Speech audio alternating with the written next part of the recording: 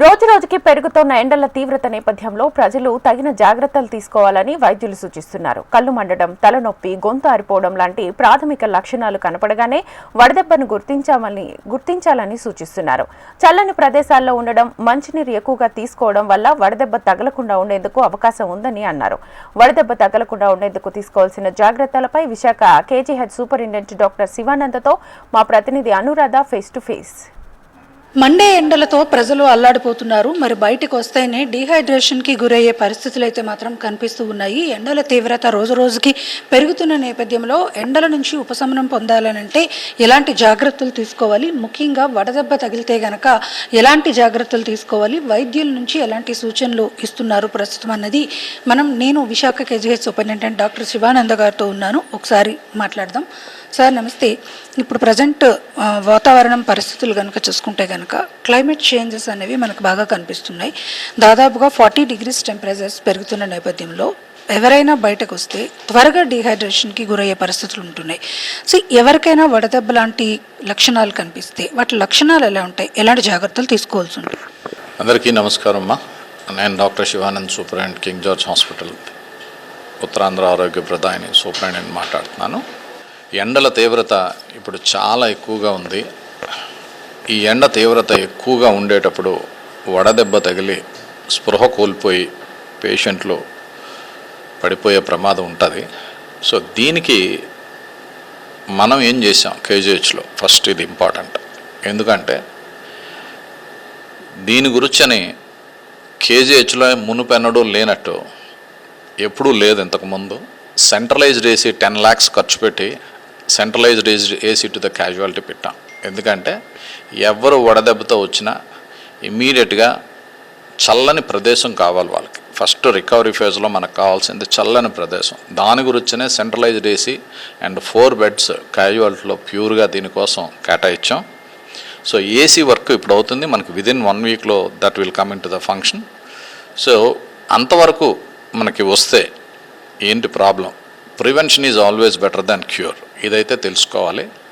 ముఖ్యంగా ఎవరి వడదెబ్బ బారిన పడతారు, ఇది కూడా చాలా ఇంపార్టెంట్. ముఖ్యంగా ఇది old age people, senior citizens and పిల్లలు, చిన్న పిల్లలు. వాళ్ళు బయటకు వెళ్ళి ఎక్కువగా ఆడుకోవడం, డ్రెస్ లేకుండా బయట స్పోర్ట్స్ ఆడడం. They are very keen about sports. ఈ టైంలో వాళ్ళు స్పోర్ట్స్ ఆడదాం అనుకుంటారు.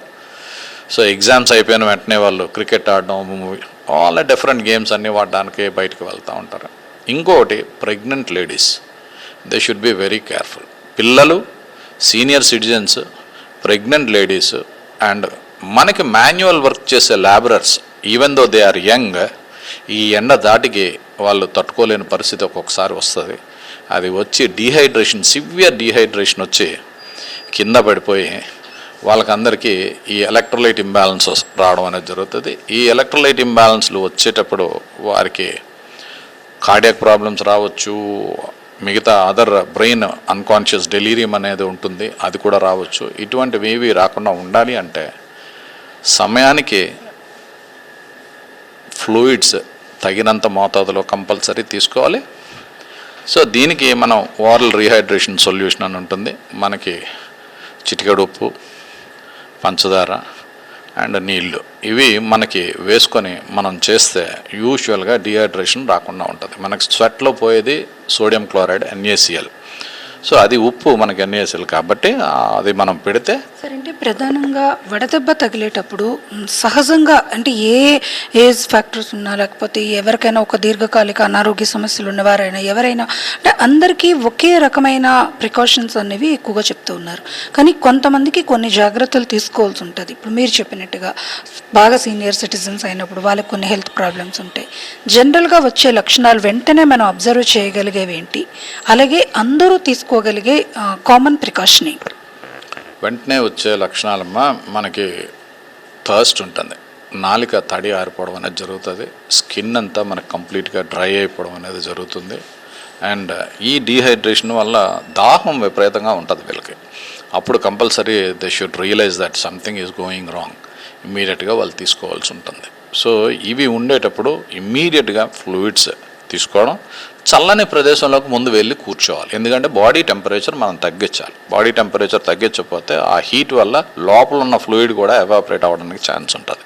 సో అందుకోసమని ఇమ్మీడియట్గా ఏసీ రూమ్ కానీ లేదా ఏదైనా చల్లని ప్రదేశం లేదా తడిగుడ్డ మనకి ఎక్కడైనా అవైలబుల్గా ఉంటే కంప్లీట్గా ఆ క్లాత్ చుట్టుకోవడం కానీ ప్లస్ అలా చల్లని ప్రదేశానికి మనం తీసుకెళ్తే చాలా వరకు ఈ ప్రాబ్లం సాల్వ్ అవుతుంది. సార్, అంటే ముఖ్యంగా ఈ వడదెబ్బల నుంచి బయటపడడం కోసం కానీ ఎండల నుంచి ఉపశమనం కోసం కానీ బయట చాలామంది ఇప్పుడు రకరకాల ఈ ఐస్ వేసిన శీతల పానీయాలు తీసుకోవటం ఇట్లాంటివన్నీ చేస్తున్నారు. దానివల్ల ఇంకా ఎక్స్ట్రా అనారోగ్యాలని కొని తెచ్చుకునే పరిస్థితి కనిపిస్తుంది.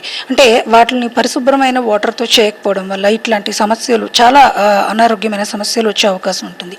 సో ప్రజలు అప్రమత్తంగా ఉండాలి అని అంటే మనం ఏం చెప్పాలి? చాలా మంచిదమ్మా ఇది. ఈ సమ్మర్లో మనకు ఒకసారి వైరల్ ఫీవర్స్ చాలా కామన్గా వస్తాయి ఒకటి. ఇంకోటి వైరల్ డయేరియాస్ ఇవన్నీ రావచ్చు. ప్లస్ మీరు తినే పదార్థాలు పరిశుభ్రంగా లేకపోతే వాటి వల్ల కూడా మోషన్స్ అయ్యి డయేరియా దీనికి యాడ్ అయ్యి ఇంకా వేగంగా కిడ్నీలు కూడా ప్రాబ్లం వచ్చే అక్యూట్ కిడ్నీ ఇంజరీ వచ్చే ప్రమాదం ఉంది.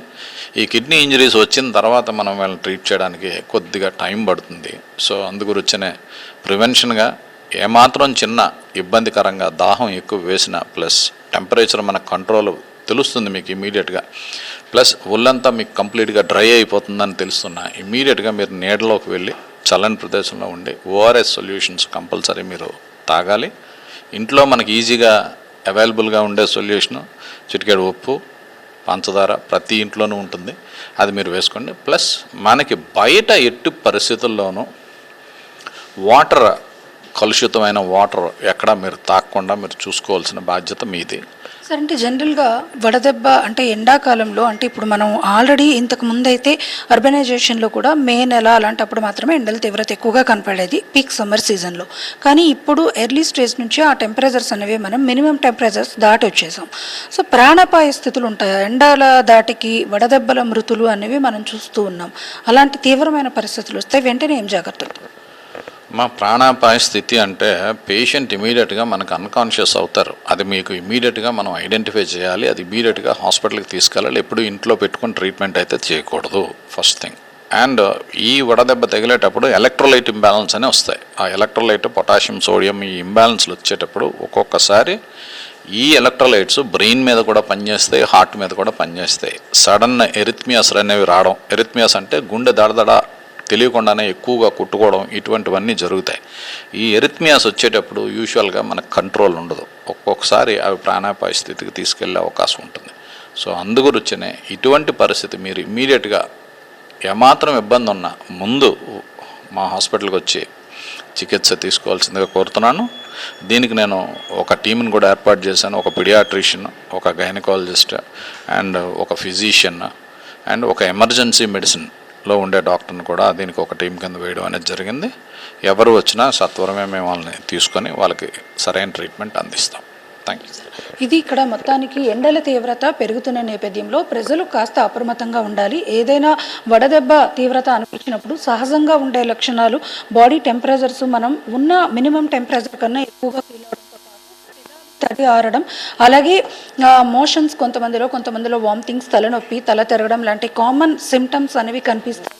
ఇందులో ఏ అనిపించినప్పుడు వెంటనే వాళ్ళు ఉపశమనం పొందేందుకు చల్లటి ప్రదేశాలకు చేరుకోవడం, వాటర్ ఎక్కువగా తీసుకోవడం, ఓఆర్ఎస్ కానీ లేకపోతే ఉప్పు, నిమ్మరసం, పంచదార కలిపిన నీళ్లు కానీ తీసుకుంటే కనుక ఎండల నుంచి ఉపశమనం పొందడంతో పాటు వడదెబ్బ నుంచి ప్రాణాపాయ స్థితి నుంచి బయటకు వచ్చే అవకాశం ఉంటుంది అని చెప్పి వైద్యులు తెలియజేస్తున్నారు. ఒకవేళ ఏదైనా తీవ్రత పెరిగితే వెంటనే వాళ్ళకి ప్రాథమిక చికిత్సగా తడిగుడ్డతో ఒళ్ళు తుడిచి వెంటనే హాస్పిటల్స్కి తీసుకెళ్లాల్సిన పరిస్థితి ఉంటుంది అని కూడా తెలియజేస్తున్నారు. అలాగే విశాఖ కేజీహెచ్లో ఈ సమ్మర్ ప్రికాషన్స్ కోసం ప్రత్యేకమైన వార్డ్స్ను కూడా, అంటే సన్ స్ట్రోక్ తగలకుండా ఒకవేళ ఎవరైనా సన్ స్ట్రోక్ బాధితులు వస్తే వాళ్ళకి ప్రత్యేకమైన చికిత్సను అందించేందుకు కూడా ప్రత్యేక ఏర్పాట్లు కూడా చేస్తున్నామని అంటున్నారు. ఏది ఏమైనా ప్రజలందరూ కూడా వడదెబ్బల లాంటి తీవ్రతల నుంచి బయటపడాలని అంటే మాత్రం ఖచ్చితంగా తేలికపాటి ఆహారం, కలుషిత నీరు జోలికి వెళ్లకుండా పరిశుభ్రమైన మంచినీరు త్రాగడం, అలాగే కాటన్ క్లాత్స్ లాంటివి వేసుకుని మనం మన సొంత ప్రికాషన్స్తోనే కాస్త ఆ తీవ్రతను తగ్గించుకునే అవకాశం ఉంటుంది. ఆ విధంగా ప్రత్యామ్నాయ మార్గాలను కూడా చూసుకోవాల్సిన బాధ్యత మనందరిపైన కూడా ఉంది. So Vizag public, BLH video journalist ధనుష్తో అనురాధ, HMTV, విశాఖపట్నం.